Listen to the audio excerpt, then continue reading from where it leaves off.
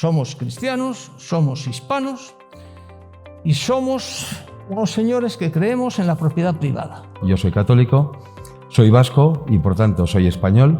Hacer el bien significa luchar todos los días o intentar evangelizar con nuestro ejemplo. Aplicar estos valores humanistas que emanan del cristianismo, si lo sabes gestionar bien, es rentable.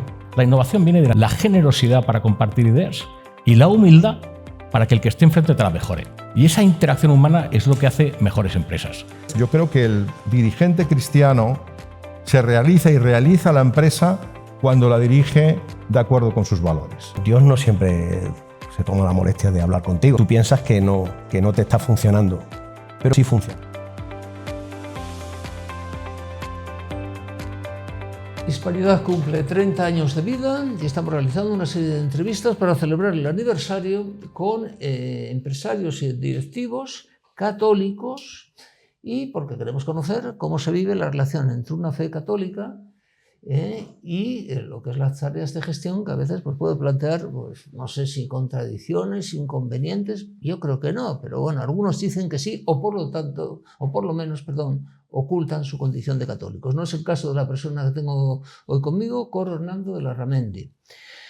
Viene aquí por 3 vías, no por una. Ella es una emprendedora, por lo tanto es una empresaria, en concreto una empresa de Eldar Translation de traducciones, que ahora lo empezarán a pasar mal, como los periodistas con la, iba a decir maldita, no, perdonad, se me ha escapado, inteligencia artificial, dice, y luego además viene como representante de un tipo de empresa muy especial, que no es empresa, sino porque es una entidad sin ánimo de lucro, que es la Fundación Larramendi, dice, y por último, también como miembro del comité de dirección del comité de dirección de Acción Social Empresarial, que es, siempre lo decimos, pero lo hacemos por fastidiar y por meter el dedo en el ojo, la patronal católica. No es una patronal, no es exactamente eso, pero sí son empresarios y directivos católicos que intentan pues, llevar a la práctica lo que es la doctrina social de la Iglesia desde la Rerum Novarum hasta aquí.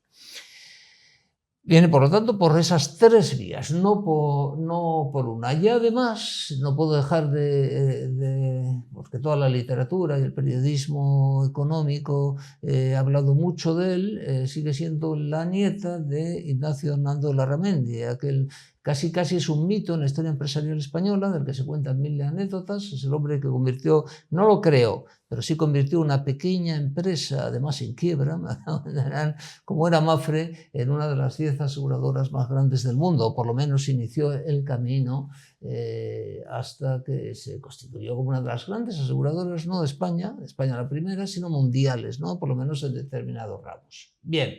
Es del hombre Ignacio Hernando Larramendi del que se cuentan tantas anécdotas como aquella de que viajando en avión él viajaba en clase turista y entonces un subordinado suyo estaba en business, cuando fue allí se quedó un poco, creo que el subordinado no quedó muy bien. Ese era Ignacio Hernando Larramendi, es una historia de la empresa española. Buenos días y muchas gracias por acompañarnos en este aniversario. Pues muchísimas gracias, Eulogio. En primer lugar, felicidades por ese 30º aniversario. 30 años no se cumplen todos los días. No. Quizás en la vida de una persona 30 años no son nada, ¿no? Pero en la vida de una empresa yo creo que ya empieza a ser una edad avanzada. Déjame además que te cuente una anécdota personal, y es que Hispanidad nació como un medio digital, pero yo las primeras veces que leí Hispanidad lo hice en papel. Aunque fuese un medio digital, mi padre acostumbraba muchas veces a hacernos recortes de periódicos de las cosas que nos podían interesar. Cuando llega Hispanidad, yo tengo 16 años, era una cría, y no tenía correo electrónico, entonces bueno, pues mi padre lo que hacía era imprimir los artículos de Hispanidad y me los entregaba. Así que aunque empezasteis como medio digital, yo os empecé leyendo en papel. Pues lo agradezco mucho. Cuando empezamos, 1996, resulta que no existían enlaces en Internet. Claro, cuando alguien le dice, ¿cómo que no existían enlaces? Internet es un enlace continuo, pues no existían enlaces. Era como una página de pantalla fotografiada, como una página, de papel, fotografiada y puesta en la pantalla, ¿no? Pero bueno. La pregunta, el tema, dice, ¿qué relación tiene tu fe católica? Además que Coro nunca lo ha ocultado, dice, tu fe católica con tu quehacer como empresaria, como directiva, como emprendedora. Bueno, Pues a ver, yo creo que la pregunta es fácil, ¿no? O sea, ¿qué tiene que ver? Bueno, pues para mí tiene que ver coherencia, ¿no? Coherencia con lo que yo he vivido. Has hablado de mi abuelo. Yo, para mí es un gran orgullo ser nieta de quien soy, bueno, y hija de quien soy, ¿no? Yo en mi casa lo que he vivido toda la vida ha sido en católico, todo ha sido en católico, ¿no?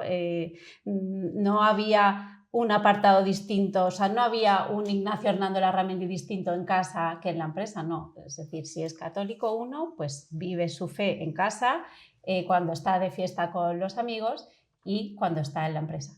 Las empresas, todos sabemos que tienen que obtener una rentabilidad. Obviamente una empresa necesita beneficios para sobrevivir, pero el empresario católico yo creo que tiene que velar por cómo se obtienen esos beneficios, tiene que velar por para qué emplea esos beneficios y tiene que preocuparse por las personas que le ayudan a obtener esos beneficios, ¿no? Ya sean los clientes, obviamente, a quien le debemos todos los empresarios, pero también los proveedores, también los empleados.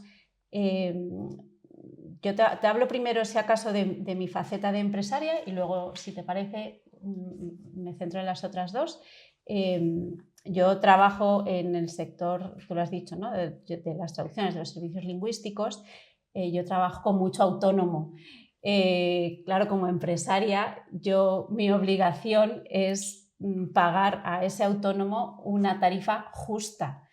¿Por qué? Porque ese autónomo tiene que pagar facturas, ese autónomo tiene que pagar su elevada cuota de autónomos y ese autónomo además tiene que luego tener tiempo para su familia. Si yo no le pago una tarifa que le permita luego dedicar tiempo a su familia, pues no estoy actuando en católico, ¿no? Eso supongo que tú también lo has vivido porque en el mundo del periodismo también se ha trabajado. Lo he vivido y lo vivo. Lo vives, ¿no? Entonces, eso por un lado, ¿no? Luego, creo que el empresario católico, además, tiene que tomar muchas decisiones en el día a día. Y esas decisiones tú tienes luego que por la noche, cuando tú te acuestas en la cama y haces tu examen de conciencia, las vas a poner también ahí en la mesa. O sea, es decir, no solo vas a poner la bronca que has tenido ese día con tu hijo, sino que también vas a tener la bronca a lo mejor que has tenido que tener con un cliente porque no le ha gustado un trabajo que has hecho o con en mi caso, un traductor porque el trabajo que te ha entregado pues no tenía la calidad adecuada. Además, es muy importante la honestidad, ¿no? Hemos estado hablando, ¿no?, de la inteligencia artificial que tanto en tu sector como en el mío pues está siendo una ciclogénesis explosiva, por utilizar un término que se utiliza hoy en día. Claro, entonces necesitamos aplicar ética, ¿no?, también en nuestro trabajo. Un traductor, es verdad que la inteligencia artificial le hace maravillas en la traducción. Yo no voy a ser yo quien lo niegue porque lo veo en el día a día, ¿no? Aún así todavía hace falta ese factor humano que primero que vele para que lo que se cuente en esa traducción sea realmente lo que originalmente está escrito en el texto original, ¿no? Pero luego, bueno, pues eso para que no haya malos entendidos, no haya consecuencias inesperadas de una mala traducción. Mira, me viene a la mente ahora mismo, hablando de ética y de honestidad y demás, un ejemplo que yo creo que todos hemos conocido de lo que es alterar una traducción, ¿vale? Yo te lo llevo a mi campo. Tú sabes que las famosas novelas de los 5 han sufrido una evolución en sus traducciones y entonces si tú ahora coges una versión, ¿no lo sabías? No bueno. A los pues, 5 los abandoné. No, pues de verdad que es un caso que te invito a que lo descubras porque si tú coges una versión de los 5 de Enid Blyton escrita en su momento y traducida en su momento y coges una versión traducida en 2025, no tiene nada que ver. Es decir, si el original hablaba de gitanos, ahora ya no se utiliza la palabra gitano, sino que se ha utilizado otra palabra. Eso, para mí, como traductora, es traicionar al autor original. Y eso, para mí, es una falta de ética totalmente absoluta. Aunque sea una decisión editorial, me da igual, o del wokismo imperante, ¿no?, lo que queramos llamarlo. Pero bueno, entonces, para mí, la honestidad... Yo, por ejemplo, no habría sido capaz de entregar una cosa así. No, por favor, a mí no me hagas hacer algo que supone traicionar al original. búscate a otro, pero ten seguro que estás traicionando al autor. Y nada, eso, o sea, principalmente yo creo que eso, que consiste en ser coherente, ¿no? O sea, es decir, aplicar los principios católicos en la empresa es ser coherente con la fe que hemos recibido, con los mandamientos, porque al final el amarás al prójimo como a ti mismo consiste en tratar bien a tus proveedores, tratar bien a tus clientes, tratar bien a tus empleados. Obviamente no hay que mencionar el no robarás o el no matarás, ¿no? Obviamente que robar no es sacar solo dinero de la caja, ¿no? Sino robar, obviamente hay muchas dimensiones del... ¿Alguna vez has entrado en conflicto entre tener que tomar una decisión de gestión directiva y tus convicciones católicas? Sí.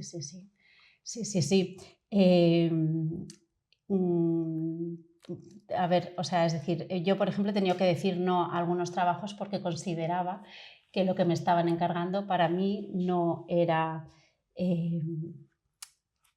no iba a estar tranquila, ¿vale? Es decir, y te lo puedo decir, por ejemplo, traicionar una traducción, es decir, muchas veces te pide el cliente, no, esto que está aquí me lo traduces con lenguaje inclusivo y no sé qué, bueno, ahora que está tan de moda.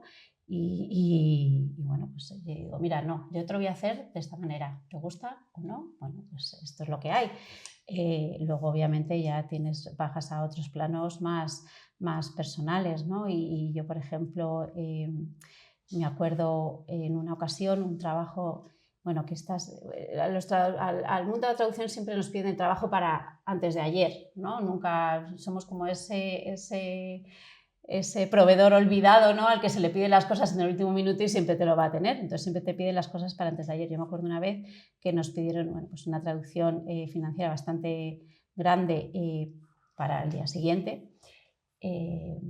Yo ya le dije al cliente, digo, mira, yo te la puedo hacer, digo, pero la calidad va a ser la que sea, digo, porque es imposible que una persona te haga un trabajo de calidad en tan poco tiempo. Y el cliente dijo, bueno, vale, yo lo acepto, no te preocupes. Tal. Bueno, el caso es que el traductor al que yo le encargué aquella traducción me dice que sí, tal, no sé qué. Y una hora después me llama, ya eran las 9, 10 de la noche, no me acuerdo, que se había muerto su madre. Esas son decisiones que uno dice, madre mía, ¿y ahora qué hago, no? Que puedo hablar con el cliente y decirle, oye, mira, no te lo he podido hacer. O intentar, obviamente, solucionar la situación sobre la marcha, o al final lo que tuve que hacer fue ponerme yo toda la noche. Y eso creo que los empresarios que tenemos empresas pequeñas estamos acostumbrados, ¿no? a renunciar a muchas horas de sueño para hacer el trabajo. Al final el trabajo encima quedó bien, o sea, es decir, porque claro, yo a un traductor le podía pedir unas horas de trabajo, ¿no? Yo al final le eché, no me acuerdo cuántas fueron, pero te puedo asegurar que le eché una barbaridad de horas pues para cumplir con esto, respetando el dolor que tenía ese proveedor, obviamente, y nada, obviamente sin tenérselo en cuenta. Como miembro del comité de dirección o de la directiva de Acción Social Empresarial, ahora mismo, ¿cómo veis, en general, por supuesto sin citar casos concretos, cómo veis los principios cristianos en la gestión hoy de las grandes empresas españolas, por ejemplo? ¿O es absolutamente ajeno? No, yo creo que hay grandes ejemplos, ¿no? Hoy en día, sí, de aplicación de los... Mira, hace 2 semanas organizamos en Acción Social Empresarial, en ASE, un encuentro con motivo de nuestro 75 aniversario y reunimos a casi 300 personas de más de 20 países y grandes directivos en los que se puso sobre la mesa la aplicación de los principios de la doctrina social de la Iglesia. Estuvimos hablando de bien común, de solidaridad, de dignidad de la persona, del principio de subsidiariedad. Y hay grandes ejemplos de directivos de hoy en día. Tú has entrevistado, si no me equivoco, a Javier Marín, por ejemplo, ¿no? Que estuvo también presente en nuestro encuentro y que tratan en su día a día de ser coherentes, ¿no? Lo que hemos comentado al principio, al final de intentar pues que cuando ellos se acuestan por la noche también pues no tengan ningún tipo de problema en poner sobre la mesa las decisiones que han tenido que tomar en su día a día. Entonces, y además yo creo que esto de que se dice ahora, ¿no?, del giro a lo católico, también se está dando en las empresas. Yo creo que cada vez hay, aunque a lo mejor tú digas que te cuesta encontrar a empresarios que... A veces me cuesta. A veces te cuesta, pero yo creo que cada vez hay menos problema en decir que uno es católico. Creo, ¿eh? Y eso no solo se aplica en el mundo de la farándula, sino que creo que también cada vez más empresarios salen del armario y se declaran católicos y no tienen miedo de decir, bueno, pues que toman tal o cual decisión, bueno, pues porque es lo que es coherente con los principios que emanan de la doctrina social de la Iglesia, ¿no? Y por último, las fundaciones, ¿qué futuro tienen? La fundación no deja de ser, sí, hay centenares de fundaciones y algunas importantísimas y alguna tal, pero claro, los últimos cambios, hay fundaciones, por ejemplo, que son las dueñas de las empresas, mientras que otras salen del beneficio de una empresa, que está muy bien y que lo dediquen a tal. ¿Cómo ves ahora mismo el mundo de las fundaciones? O sea, ¿tú crees que van a sobrevivir a todos los cambios acelerados que estamos viviendo, claro, o se van a fortalecer? Obviamente incluso? Es una pregunta que me parece complicadísima, porque ¿qué sabemos de lo que va a pasar dentro de 5 años? Yo creo que si a todos nos hubiesen preguntado hace 5 años, nos hubiesen dicho hace 5 años que la inteligencia artificial iba a ser lo que es hoy, creo que ninguno nos habríamos echado a reír, ¿no? Entonces, ¿cuál es el futuro de las fundaciones? Soy sincera, no lo sé. Yo creo que las fundaciones hacen un papel hoy en día muy importante a nivel social. Tienen iniciativas fantásticas. Las hay desde que se dedican más a temas sociales, ¿no? Nosotros, por ejemplo, la Fundación La Herramienta tenemos más bien una parte también dedicada a la preservación de la cultura y a la difusión de la cultura y del conocimiento y a la promoción de la investigación, que también creo que es muy importante. Al final hay cosas que o reciben ese dinero o se queda, porque al final sabemos que de la política muchas veces no viene el dinero para cosas así, ¿no? Y sin embargo sí son las fundaciones las que se están haciendo cargo de una gran labor social, de una gran labor cultural, de una gran labor en muchos sentidos, ¿no? Y yo creo que hoy por hoy sí tienen futuro. Ahora bien, no tengo una bola... Me refería sobre todo al hecho de que el Estado parece intentar suplir la tarea de las fundaciones. Es decir, todo lo que es sin ánimo de lucro tiene que ser público. Uno tiene sus sospechas sobre la eficacia de eso, pero en cualquier caso, quiero decir, la evolución, no digo que haya una ley en contra de las fundaciones o que lo ponga, decir, no llego a eso. Pero me da la impresión de que tanto saltar lo público, la fundación sigue siendo privado, sin ánimo de lucro, pero privado, es la segunda condición. Lo decía por eso, porque me da la impresión de que hay como se está generando, no digo que se haya generado ya, pero se está generando una especie de pensamiento contra el espíritu fundacional, pero es una opinión. Bueno, no sé, yo la verdad en ese sentido confío en la torpeza de los políticos para cumplir con las cosas. Al final ellos quieren el dinero para... Bueno, a ver, no vamos a generalizar, ¿no? Que obviamente no se debe generalizar, pero... No se deben los políticos. Perdón.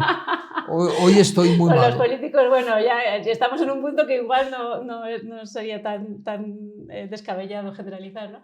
Pero confío en la torpeza de los políticos, ¿no? Y que esa torpeza es la que todavía nos va a permitir sobrevivir unos cuantos años más. Es que además, tú ten en cuenta todo el dinero que se destina a fundaciones. Yo no sé, yo no tengo la cifra en la cabeza, pero es una cifra elevadísima. ¿Cómo va a hacerse cargo eso del Estado?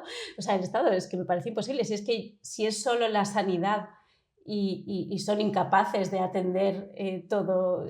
Hablamos de la sanidad porque es como uno de los grandes, ¿no? De los grandes pilares de lo público, ¿no? Es decir, la sanidad. Yo me acuerdo cuando yo di a luz a uno de mis hijos, que ese día, bueno, pues parece que nos pusimos de acuerdo en Sevilla, no sé cuántas mujeres para parir, había mujeres pariendo en el pasillo. Era hospital público y me decían, y menos mal que existen los privados. Porque es que entonces, no es que hubiese que estar en los pasillos, es que tendríais que estar, vamos, en la silla de recepción. Entonces, bueno, vamos a confiar en la torpeza de los políticos, en que además es mucho dinero el que maneja las fundaciones y que todavía, entonces, yo creo que todavía tenemos un futuro. Que además, eso de ser privado lo que nos permite es tener libertad, ¿no? Es decir, al final yo como fundación soy yo la que decido qué destino mi dinero, es decir, no tengo a nadie que me dice no, tienes que destinarlo solo a políticas de inclusión, bueno, Claro. inclusión obviamente sí, en temas de discapacidad son cosas distintas, ¿no? Hablamos de otra cosa. Entonces, confío en eso, confío en la torpeza de los políticos Eso me ha encantado, lo de confiar en la torpeza de los políticos, me ha encantado, me apunto. Bueno, pues Coronando Larramendi, muchísimas gracias. Muchas gracias a ti por invitarme. Y por ayudarnos a vehicular el 30 aniversario. Realmente tu aportación ha sido muy buena. Muchas gracias, Eulogio, de verdad, por muchos años más.